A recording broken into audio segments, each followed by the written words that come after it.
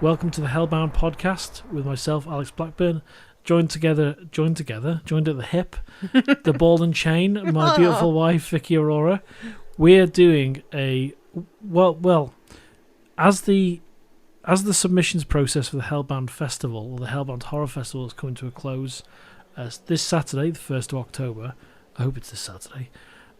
We are covering something pretty gruesome in a special mini-series of episodes starting with this very episode. And We've Vic, gone dark.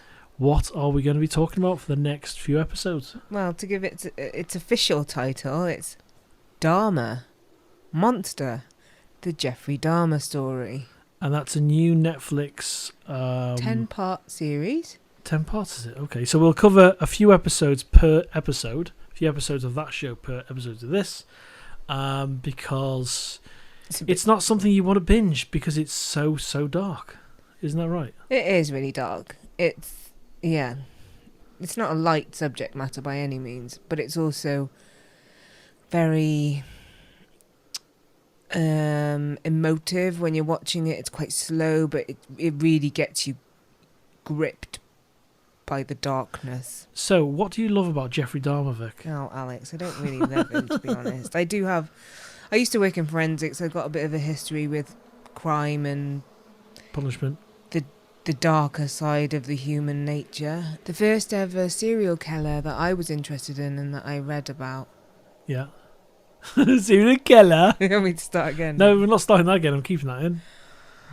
Was Dennis Nielsen. Do you know who Dennis Nielsen is? No. Isn't he a British serial killer? He was, yeah. So he's actually very, very similar to Jeffrey Dahmer, but he was arrested, I think, I want to say 1983. He was in court in London, and he was a mass murderer and killer of victims who were lured to his home, and they were generally young men or men. Right, okay. Very similar, which was quite disturbing when you're reading about it when you're like about 15. And was that the main reason you wanted to watch Dahmer, or? Well, I'm really interested in crime and especially serial killers. One of the reasons I kind of wanted to watch it because I don't really know enough about him. I know a little bit. I didn't know how many victims he had, but I did know about like some of them, including the young boy. Should we go into it? Are we talking about each episode as we go? We'd both heard about this crazy serial killer. I think I actually heard about it when I was 9 or 10, I think, when he was caught, which is extremely disturbing because when you're a 9-year-old, you shouldn't be hearing about someone that's put a head in the fridge. Now, that's not a spoiler, and we're going to talk about the show quite openly, or the first 2 episodes in this episode of the about Dahmer, because it's historical and everything's already there. People have already made documentaries. You should know as much as you need to know about Dahmer right now. Or if you want to know, like it's a very specific subject matter that not everyone can kind of handle. It is really disturbing. Let's not forget, the truth more often than not is more disturbing than fiction. That's why I think I like it. The human psyche is mental. Yeah, that's the thing I got from the first 2 episodes is I knew about the kind of rough numbers of people he'd killed and what he was doing, and in terms of the cannibalism or the, like, you know, Quentin in Jaws, just boiling the or burning the flesh away and just keeping the bones, like the shark teeth in Jaws. I knew about all of that, but what I didn't know about was the original kind of his early childhood and what he was doing, and taxidermy, and his kind of upbringing with his parents, and what kind of impact that has on someone. Yeah, I think after the first and second episode, I think that'll go into it a bit more. The first episode starts actually at the end, so when he gets arrested. I'm not going to do the whole spoiler alert thing because the whole program that we're doing is a bloody spoiler. We'll have a general conversation about the first 2 episodes. Yeah, that's the best way to approach it. The first episode the pace was so different. Yeah, it was really quite... It was really tense. Yeah, it's probably the tensest we've been watching anything. Yeah, and I'm feeling it now, just talking about it. I think the key thing to remember is when you're watching this, you're so tense because oh my god, this is real. This happened to people. You know, horror films or horror things we cover in the festival or on this podcast. You've got light at the end of the tunnel. People went through this. People got murdered, and the worst kind of things happened to these people. And that's why it's so tense, because, it's so visceral, so real. Yeah, I think also one of the reasons that it's really tense is because how long it takes. You're in the moment. So however long that experience was for that final saved victim to a certain degree, you felt like you were going along with it at the pace and time that it was actually being experienced. Because the silence, there's a lot of silence in it. Yeah, there's a lot of... silent activity. Exactly. It's not like quick editing. There's nothing flashy. It's when you give those moments real breathing room, it adds to the tension, the silence, the lack of music, the lack of any sound. It's, I think it's really a brilliant achievement in television, really. It is. It reminds me a lot of The Joker to some degree. You're getting a snapshot of someone's mental state. Yeah, absolutely. Yeah, The Joker's a great example of that, yeah. A real darkness. So did you know about this in the first episode? We open on this grotty, disgusting... He's in the middle of what he does. Audible, that's the first thing you hear is he's using a carving knife you use on a turkey on someone or something. You don't... This is the beauty of the show, like Jaws, you hardly see the shark. Is you don't see the close-ups of a drill going in or someone being cut up. It's there, it's suggested, and that's what the best achievement is tonally, is the visceral nature of it. It is. And I think also you don't know where in the story you've picked up from when you first start. Where are we? Are we at the beginning? Are we at the middle? Are we at the end? Like, you just don't know. And yes, I have the timeline in my mind already. I'm privy to that because of what I've studied or what I've looked at. I didn't know where I was. It felt really real. Only as the episode evolves, you realise, oh God, I'm towards the end here. And then my mind was like, I know about this victim. I wonder when they're going to show that kind of thing. Which actually happened in episode 2. So you're more versed in Dahmer history, Dahmer lore than I am. So did you know about how the police got him and how the first victim, or the only person that really escaped, did you know about that before? He wasn't the first person that escaped. That 14-year-old was the one that escaped. And then he got caught. He basically got the police. Well, no, he didn't escape. He did. No, he didn't escape because he was on the doorstep. He didn't escape. I think in actuality, I think he might have got a little bit further, but the police basically handed him back. Yeah, well, it makes me really upset. The first person in the first episode, the guy who picks up at the bar, is the first one that truly got away from him. Well, he played a game. He played along with him. Oh my God. He insinuated that he was going to give him what he wanted. Yeah. Don't forget, a lot of serial killers do get to the point where they have certain mishaps. They stumble a little bit because they get a bit cocky. They get too confident in what they're doing. They get brash. Potentially the human nature in them actually wants to get caught and stop it. A lot of people recognise to a certain degree what they're doing and don't really want to do it and can't control themselves. Yeah. I don't think he was quite that though, was he?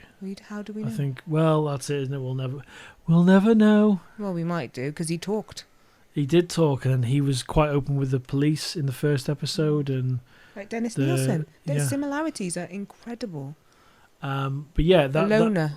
But yeah, that's what was. I didn't know that he just like came out. Some want to be caught. A lot of these serial killers, the calculated ones, want to be caught, or they put clues out there for the police. But he was just, I think, in many ways, just didn't care. He didn't drunk. Care. Like, the whole thing with the air vents in the flat, in his apartment. He didn't really care what the sound or anything. He wasn't thinking that widely. At least in the show, he's not kind of that calculated. Well, he was caught in 91. It was a very different time back then. I think he started potentially in the 70s. You know, he was... I don't know, he was a white man, protected a little bit, maybe. That's the kind of gist that we got from the opening, neighbour, yeah. And, you know, the neighbour who was a black woman that had called the police a number of times and was ignored. What the police were saying about, you know, why are you living here? That kind of insinuation throughout the whole thing. You've got race issues, you've got gender, you've got sexuality. Like, there's so many different layers to it. Absolutely, yeah. He was hiding in plain sight. Yeah. Yeah, and that's the scariest thing, that I can't imagine, in a really superficial way, let's pick a character. I'm not sure what his neighbour's called. A character, but I'll say character in terms of the show. There is a real person that, you know, lived next door to him in those flats. I'd love to know what the psychological impact, I'll probably look if there's any kind of interviews after, the impact knowing what he did next door had on her. That's what I'm really fascinated now, I think, after the end of the show. Well, if you take in episode 2, they played back her call to the police. Yeah. Where she just kept going on and on about, well, he's a child, he's a child. No, they didn't care, did they? Leave it alone, sort of thing. We've dealt with it. She said it numerous times. The fact that she was told to vacate the building. Where is she supposed to be going? Well, to be honest, that makes a lot of sense in terms of that very small moment where the police officer comes through a door and you can see that everyone in the building, the apartment block is being told to leave by the police. It makes sense because there's going to be the chemicals from the containers. Where is she supposed to go? I don't know, but it's extremely difficult. But if you're sharing an air vent with Jeffrey Dahmer, you should know you need to leave the building because of what's been going on next door. People's circumstances don't allow for that. Yeah. Oh, I know. I understand that. Oh, we don't know whether she had family or not. So that could have been... Well, going back to Dennis Nielsen, he was living in a top floor room of like a shared house sort of thing. So, well, that's the thing. We've got to separate the fiction from the reality as well, because that could have been creative license where she did have a place to go, and that scene itself to add more drama. Know. Well, we don't know. We honestly don't know, and that's what's going to be fascinating. Look into the truth of this. It's interesting. What the creator is, Ryan Murphy. Yeah, so he did Glee. No, it's the other writer that did Glee. The other creator of the show did Glee. Oh. Maybe Ryan Murphy did as well, but it was definitely the other writer. Okay. You want to check? I will, yeah. But it was just... It was tense. Very, very tense. It's the most... It was difficult to watch a second episode, wasn't it? It's the most uncomfortable I've ever been watching something on TV or me at too. home. And I've seen some stuff. I bet you are, baby. It's my naked body. Oh, I know, that's fine. And then I'm dancing like Buffalo Bill. Oh, don't, Alex. Beep, beep, beep, wild horses. Put the lotion in a basket. But yeah, I think it's a brilliant show, shot beautifully in anamorphic, I think, or at least cropped that way. And when you shoot something so wide in such a small space like his apartment, it leaves your imagination to run wild, like door openings and the fridge. What else is in the fridge? That's what I loved about it, is the way this show is shot allows your mind to drift even further. So it's not just Dahmer on the screen or a victim. What's going on? It's like, what else is going on in that space? Are you happy for me to pick up what Ryan Murphy did? Yeah, go ahead. So he's best known for creating and producing a number of television series, including Popular, Nip Tuck, Glee, American Horror Story, Screen Queens, American Crime Story, Pose, 911. Love Pose, yeah. The Politician, 911 Lone Star, Ratchet. Oh, the Nurse Ratchet story, yeah. Yeah, so an American Horror Story continues, doesn't it? That's right, yeah. So he's got quite Ryan Murphy's got amazing kind of back catalogue or discography for those music listeners out there. But yeah, Ryan Murphy's super talented. And there is another writer, so it's not just Ryan Murphy. It must be. Or a creator, I'm not quite sure. Do you know how many victims he had? I don't think we should say, actually, because if Okay. people are following along with the show, I guess we'll find out watching Dahmer, because there's going to be a lot of people that have Netflix, younger than us, that are watching for the first time that have no clue who he is, and this is the first kind of idea of who Jeffrey Dahmer is, and I they think might a lot get of into people in this country don't know who he is. yeah. Well, I don't know about that. I think a lot of people do. A lot of younger people worldwide won't know who he is or who he was. But yeah, this show will probably highlight quite a few things about him, because it's a real tough watch, and I understand why people are finding it very difficult to finish the show. We're 2 and a bit episodes in, or we just finished the second episode. The second episode is equally as difficult to watch because of what's going on with that young teenager that he murders. And there's no spoiler alert. Again, I'm going to say that because this is a historical series of murders in between the early 70s to the 90s, really. He when it came to that second episode and that young boy,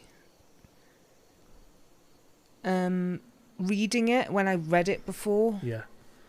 it was more disturbing. Was it quite accurate with how he picked him up and was going to the liquor store? Yeah, he did a lot of that, like offering people to come back. I've got alcohol, come over, that kind of thing, picking people up. Yeah. They were generally black men, I think. Okay. Or vulnerable people. He would, lure people. People of kind of low income, low means kind of thing at that point. He was 14, and also his older brother was picked up by him but survived, I believe. And that's why he was on a sex offenders register or something. They make a highlight. I didn't know about that. It's quite subtle, isn't it? Yeah, very subtle. Yeah, the information. Information dripping through is very subtle. You really got to pay attention. Yeah. We've got a thing in our household where, Alex really hates it if I'm like on my phone or something for my work or whatever it is, and I get it, and I'd rather not be, but we are consciously making an effort to put our phones down, and we were both gripped. Oh, I've never been so focused on something because I felt as though I needed to survive it. I know it sounds really pathetic just watching TV and on a true crime story, but I felt as though I needed to survive. I get that through a lot of horror movies, but this show was. This is completely different. Well, it's very gruesome, isn't it? Like you can feel you're not a big fan of, what is it, body horror? No, murder porn or gore porn or like kind of like the Saw movies. Yeah, and you don't like that very much, do you? No, but he was drilling into people's heads. This is the way this show is executed. That's not a pun. The way this show, gotta have some levity. The way this show is shot. It doesn't show the brutal things like Saw would, where it's like, drill a killer. This is, you have a very clear idea how he kills people, how he lures people, and who he is, but you don't see it, and that's the beauty of this show. And I know that sounds quite dark, but it's just so well made. It's just really sad that loneliness and despair can take you to that part of your own brain. Yeah. No, I agree with A that. human mind is such a delicate thing. Yeah. I feel very sorry for him in the early part of this, and it's so like his. But is it right? People will argue that. Is it right to feel sorry for him? I feel he was a monster. I feel sorry for the child part of him. I feel to a certain point when he kills his first. It gets to a point where he kills his first animal. I don't disagree with what you can have sexual urges about almost anything, but when you're seeing that he's squeezing guts and is that the third episode? All right. Well, I'm going to keep that in. I'm going to keep that in for little people who want to watch the third episode. But yeah, it's we'll delve into episode 3 and 4 on our next episode. But is it? Can I ask? Did you enjoy it? Did I enjoy it? Yeah, because it's so different, radically different to anything else. Like I don't want to. This is the show I'll never binge. I'll probably never watch it again, because it's so heavy going. You don't need that. I've watched a lot and read a lot about serial killers, murderers. It is hard for some people to separate themselves from it and not constantly think about it. Yeah, it's really difficult. Yeah. I think it's brilliant. I'm glued to it. I can't wait to watch more tonight. We're going to watch episode 3 and 4 tonight, everyone. And then tomorrow we're going to go and watch Avatar for a bit of lightness. Oh, no. Yeah, Avatar re-release. Not in IMAX. We're going to watch it IMAX 3D, baby. No, yes, we are. Why don't you call Will? Do you know why? Because it's got scenes from the new movie. Oh, thanks. That's why. Enjoy. Okay, I'll watch on my own. Yes. What snacks are you taking? I don't know. Yeah, I'm excited about going on my own now. If anyone wants to fancy watching Avatars or hear this, anyway. But yeah, back to the Dahmer show on Netflix. I'm looking forward to the next episode in a really messed up way. It's extremely difficult to kind of process the information because I was kind of shut down after the first one because it's so tense. If you want to see. The thing is, though, this can't be recreated in fiction. The tension can be, I'll just go through that now. The tension can't be recreated in a work of fiction, in a book or a film, because this is real. That's why it doesn't. That's why it won't be as tense in fiction because it's real. The whole thing's real. That's why it's so tense watching it. That's why you find it. Because so when I watch it and I didn't know who this guy that actually escaped at the start of the show is. You think he's just going to get murdered in some really horrific way. And it's just the fact he has to come back to the apartment with the police. That's grim. Key. For the key. And like, why wouldn't the police have a key for the... The police are dicks. Why would you take a victim back to the perpetrator? You were saying about Why would you take the victim back to the perpetrator? That is just insane. The police failed on so many counts. Yeah. So many. Do you know why I reckon I like analysing all this so much? It's the armchair psychiatrist in me. That's why I like Big Brother and things like that. I love analysing people, analysing the root cause of why people do what they do. Yeah. Isn't it incredible? It is. It's extremely fascinating. And like, why do you do certain things? Yeah. What is it about you that makes you leave your clothes on the floor like that? Right, enough of that. Enough of our real life horror in our house. I'm not going to bring up things I know about you, baby. That's for a different time, people.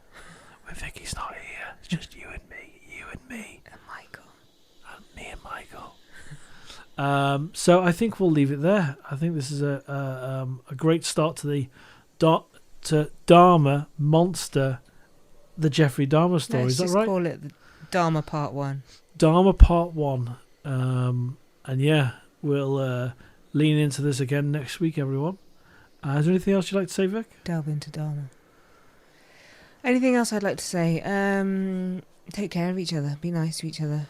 Yeah. Talk about your feelings. Stay clear of the moors. Don't stay clear of the moors, but also... Don't go to alcohol to drown your sorrows into stuff. That doesn't help for loneliness issues. You end up down a spiral. It's not fun. There's places out there. Go and seek it out. And watch out for anyone in a nightclub that wants to take you back to their apartment and take photographs of you. Watch out for that. I wish you told me that before. Bye-bye, everybody. Bye-bye.